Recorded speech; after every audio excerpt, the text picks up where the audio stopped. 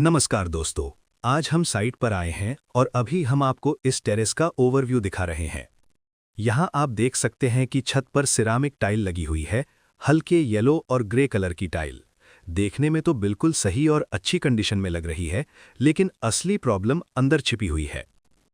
Tile के joints और किनारों के कॉर्नर से पानी नीचे सीपेज कर रहा है। यहाँ कैमरे में आप देख सकते हैं, अलग अलग पॉइंट्स से पानी अंदर पेनिट्रेट होकर स्लैब तक पहुंच रहा है, जिसकी वजह से नीचे की छत खराब हो रही है और कस्टमर काफी परेशान है। छत पर गमले और कुछ सामान भी रखा हुआ है, जिससे पानी ज्यादा देर रुकता है और जॉइंट से अंदर जाने का मौका मिलता है। अब हम कस्टमर को समझा रहे हैं कि टाइल तोड़ने की जरूरत नहीं पड़ेगी। हम इसके ऊपर ही प्रॉपर वाटरप्रूफिंग सिस्टम करेंगे, जिससे पूरा सीपेज बंद हो जाएगा और टाइल भी सुरक्षित कवर हो जाएगी। फिलहाल हम आपको सिर्फ प्रॉब्लम एरिया दिखा रहे हैं। नेक्स्ट स्टेप में हम बताएंगे कि इसे ठीक करने के लिए हम कौन-कौन से प्रोसेस करने वाले हैं।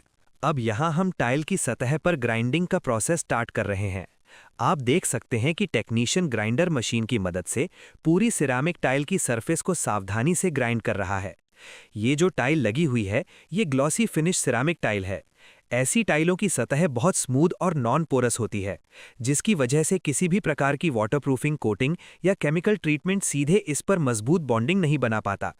इसी कारण सबसे पहले टाइल की ऊपर की ग्लॉसी लेयर को कंट्रोल्ड ग्राइंडिंग के जरिए रिमूव किया जाता है। इस प्रक्रिया का मुख्य उद्देश्य सरफेस को थोड़ा रफ और माइक्रो टेक्सचर में कन्वर्ट करना होता है, ताकि आगे जो वाटरप्रूफिंग सिस्टम लगाया जाएगा वो टाइल के साथ बेहतर मैकेनिकल बॉन्डिंग बना सके। यहाँ एक महत्वपूर्ण टेक्निकल पॉइंट ये है कि ग्राइंडिंग पूरी तरह यूनिफॉर्म होनी चाहिए।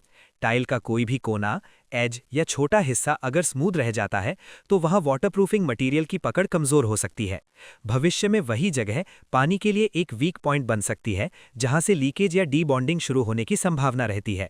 इसीलिए पूरी सतह को बराबर प्रेशर और कंट्रोल्ड मूवमेंट के साथ ग्राइंड किया जा रहा है, ताकि कहीं भी ग्लॉसी लेयर बाकी न रहे और पूरी टाइल एक समान रफ प्रोफाइल में आ जाए। सही तरीके से की गई ये सरफेस प्रेपरेशन आगे लगने वाली वाटरप्रूफिंग लेयर के लिए एक मजबूत बेस तैयार करती है, जिससे सिस्टम की बॉन्डिंग बेहतर होती है और वाटरप्रूफिंग लंबे समय तक टिकाऊ बनी रहती है। ग्राइंडिंग पूरी होने के बाद हम इसी तैयार सतह पर वाटरप्रूफिंग सिस्टम की अगली प्रक्रिया शुरू करेंगे। हम सरफेस पर एक हाई परफॉर्मेंस बॉन्डिंग प्रोडक्ट का एप्लीकेशन कर रहे हैं, जिसका काम सिरेमिक टाइल और ऊपर आने वाली वाटरप्रूफिंग कोटिंग के बीच मजबूत अडहेजन तैयार करना होता है। अगर इस तरह की बॉन्डिंग के बिना सीधे वाटरप्रूफिंग की जाए तो स्मूथ टाइल पर उसकी पकड़ स्थायी नहीं बनती और कुछ समय बाद परत पपड़ी बनकर निकल सकती है। इसीलिए ये एक high quality, high bonding product है, जो पूरी वाटरप्रूफिंग सिस्टम की ड्यूरेबिलिटी और लॉन्ग टर्म परफॉर्मेंस सुनिश्चित करता है। बॉन्डिंग लेयर को टेक्निकल डेटा शीट के अनुसार पर्याप्त ड्राइंग टाइम देने के बाद अब हम इसके ऊपर पीयू बेस्ड वाटरप्रूफिंग सिस्टम का फर्स्ट प्राइमर कोट अप्लाई कर रहे हैं।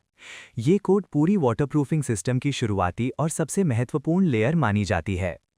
आप देख सकते हैं कि टेक्नीशियन रोलर की मदद से इस मटेरियल को पूरे टाइल सरफेस पर कंट्रोल्ड और यूनिफॉर्म तरीके से अप्लाई कर रहा है, ताकि हर हिस्से पर एक समान कवरेज मिल सके और कोई भी एरिया छूटने ना पाए।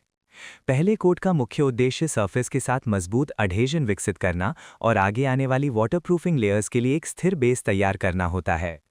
जो कलर आप यहाँ देख रहे हैं वो ग्रे है, जिसे कस्टमर की रिक्वायरमेंट के अनुसार इस्तेमाल किया जा रहा है। सामान्यतः इस कोटिंग का डिफ़ॉल्ट कलर वाइट होता है, जिसमें यूवी रिफ्लेक्टिव प्रॉपर्टी होती है, जबकि ग्रे कलर मुख्य रूप से एस्थेटिक और साइट रिक्वायरमेंट के अनुसार लगाया जाता है। पहले कोट को टेक्निकल डेटा शीट के अनुसार पूरा ड्राइंग टाइम देने के बाद अब हम वाटरप्रूफिंग सिस्टम का सेकंड कोट अप्लाई कर रहे हैं। ये लेयर सिस्टम की ओवरऑल स्ट्रेंथ और वाटर रेजिस्टेंस को और ज़्यादा मजबूत बनाने का काम करती है। आप वीडियो में देख सकते हैं कि टेक्नीशियन रोलर की मदद से इस सेकंड कोट को पूरे सरफेस पर सावधानी से अप्लाई कर रहा है।